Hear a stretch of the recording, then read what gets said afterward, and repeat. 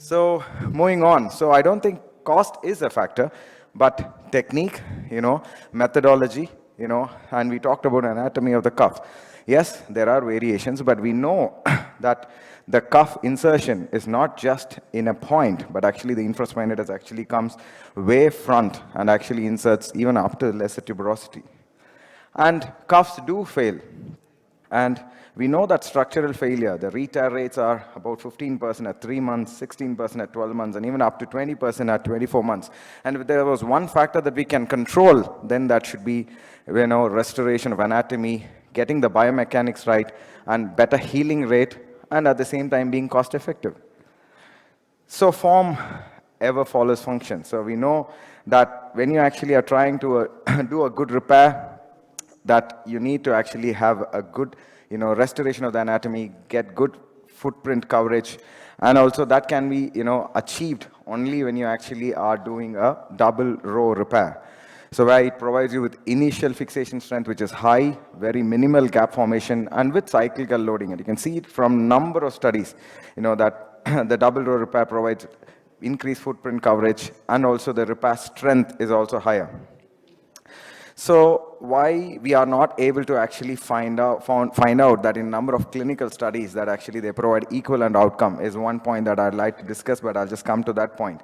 And again, you can see that you can have good medial insertion of the anchors, get enough adequate number of sutures in the cuff, and then once you get that, then you actually put them back by using good coverage and then a lateral row.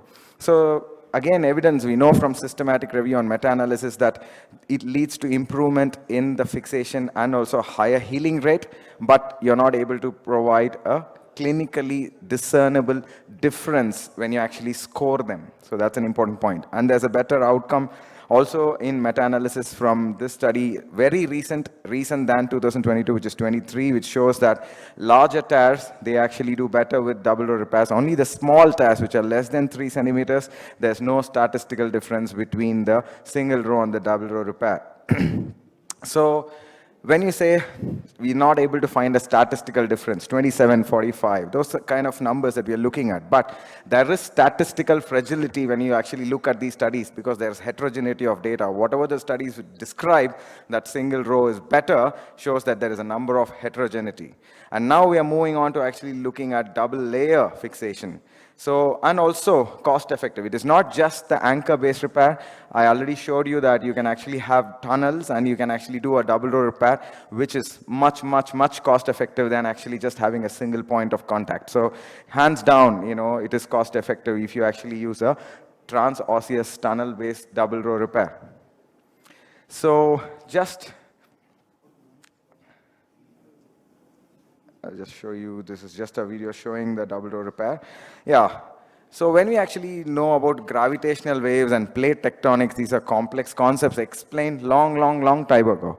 But the problem was that, unless we had the instrumentation, unless we had the seismographs to actually detect those, we weren't able to actually prove them. So like that, we don't have the outcome measures yet to discern that amount of small difference or what the patient actually need.